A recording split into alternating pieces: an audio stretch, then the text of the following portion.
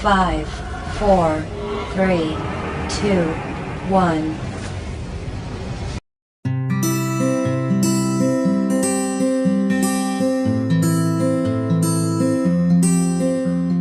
Preview.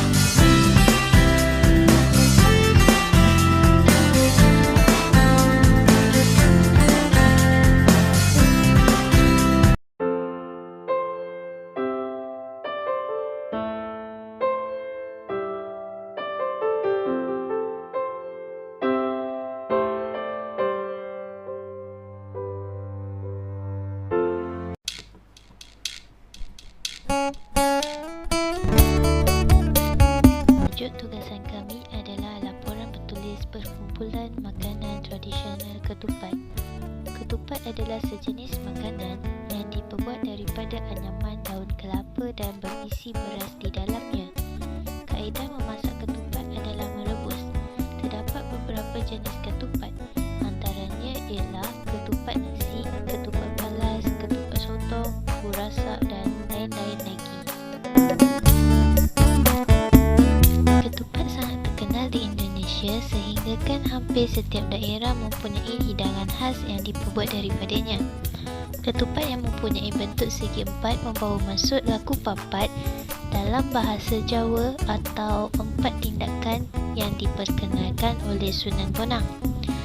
Laku papat atau empat tindakan tersebut ialah lebaran, limpahan, leburan dan laburan. Yang pertama, mengenal pasti bahan-bahan asas yang digunakan untuk menyediakan ketupat. Yang kedua, mengenal pasti cara mengayam ketupat dengan tepat. Yang ketiga, mengenal pasti hidangan yang boleh dijamu bersama dengan ketupat. Yang pertama, soalan ini dianjurkan kerana terdapat sesetengah generasi muda yang tidak tahu bahan-bahan untuk menyediakan ketupat. Mereka juga tidak tahu bagaimana untuk memilih bahan yang berkualiti untuk menyediakan ketupat. Hal ini kerana mereka hidup di zaman yang sedang pesat membangun dan mempunyai pelbagai teknologi yang canggih. Masalah yang kedua adalah mengapa generasi hari ini tidak tahu cara mengayam ketupat.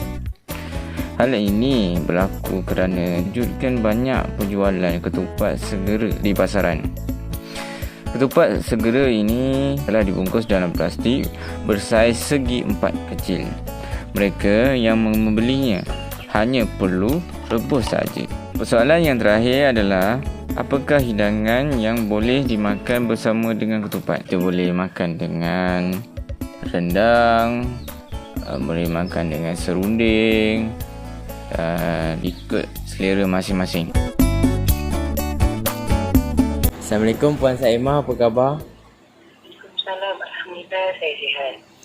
Kalau tidak keberatan, saya ingin menambah Puan mengenai proses penghasilan ketupat untuk kerja khusus pengajian Malaysia saya, boleh? Masalahnya, insyaAllah saya akan bantu apa yang termampu. Terima kasih kerana sudi ditemukan. Ya, sama-sama. Awak boleh mulakan sekarang lah. Boleh Puan ceritakan mengenai latar belakang Puan Saimah seperti nama penuh, jawatan dan tempoh perkhidmatan dalam bekerja? Baiklah, nama saya Saimah binti Sahim. Saya bekerja di Sekolah Agama Penjara Simpang Regam sebagai guru penolong kanan koko dan saya telah bekerja dan berkhidmat selama 26 tahun.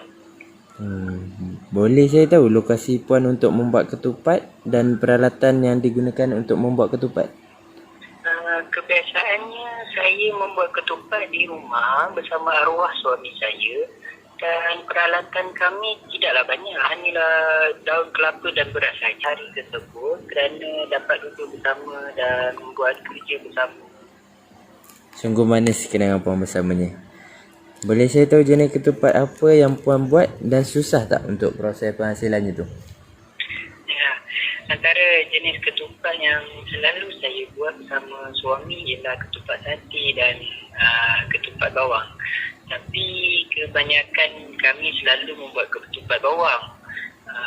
Selalu arwah suami saya yang menganyam bersama anak-anak saya. Hanya mengisi beras dan merebusnya saja. Baiklah, terima kasih kerana puan telah memberikan kerjasama dalam temu bual ini. Assalamualaikum. Salam.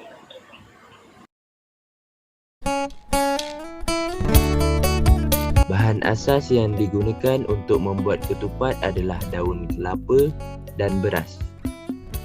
Terdapat beberapa cara pemilihan daun kelapa, antaranya ialah memilih daun yang berukuran sama. Selain itu, memilih daun berwarna hijau kuningan agar mudah dibentuk. Bahan kedua untuk menyediakan ketupat adalah beras. Jenis beras yang sering digunakan untuk menganyam ketupat adalah beras yang mengandungi kandungan amilosa yang rendah hingga sederhana. Bagi mereka yang suka akan ketupat yang bertekstur keras, boleh memilih untuk menggunakan beras yang mempunyai kandungan amilosa tinggi. Langkah pertama mengayam ketupat adalah menyediakan 2 helai daun kelapa. Lilitkan helaian daun kelapa yang pertama pada tangan kiri sebanyak 3 kali. Kemudian lilitkan lagi helaian daun kelapa kedua pada tangan kanan. Simpulkan gulungan daun kelapa yang di sebelah kanan secara selang-seli ke helaian sebelah kiri. Simpulkan sehingga terhasilnya 3 jalur yang berbentuk petak.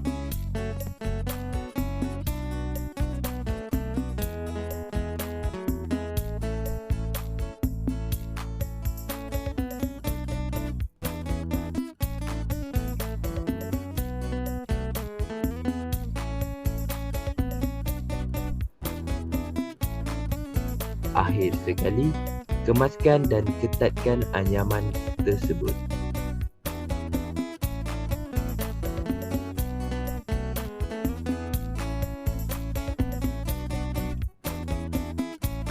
Opor ayam, soto ayam, gulai kambing, sate, tahu telur, bakso, pecal, ayam belada, sayur lodeh dan semur goreng. Kesimpulan pertama yang dapat disimpulkan adalah bahan-bahan asas yang diperlukan untuk membuat ketupat. Walau bagaimanapun, untuk mendapatkan daun kelapa muda adalah sesuatu perkara yang sukar. Antara faktornya adalah kerana pandemik yang sedang melanda negara kita ini menyukarkan pergerakan untuk keluar mencari daun kelapa muda. Selain itu, pengkaji juga dapat mengenal pasti cara menganyam ketupat. Kami telah menemukan beberapa jenis anyaman daun kelapa. Antaranya ialah anyaman ketupat bawang. Terdapat sesetengah masyarakat yang pakar menganyam ketupat akan menjadikannya sebagai pekerjaan sampingan. Akhir sekali, kami mendapati bahawa ketupat boleh dimakan bersama dengan pelbagai jenis hidangan yang menarik. Dalam hal ini, tiada hidangan khas yang ditentukan untuk makan bersama ketupat. Ketupat boleh dihidangkan mengikut citarasa individu itu sendiri. Antaranya adalah hidangan yang berlemak, bersambal, berkuah dan sebagainya.